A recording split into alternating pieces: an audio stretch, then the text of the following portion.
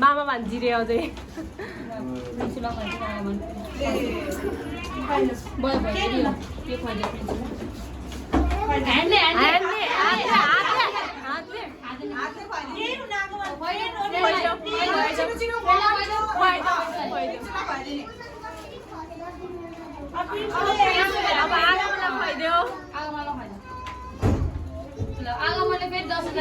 खुवाइदेऊ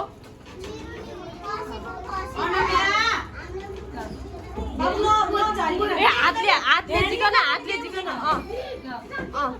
ल खुवाइदेऊ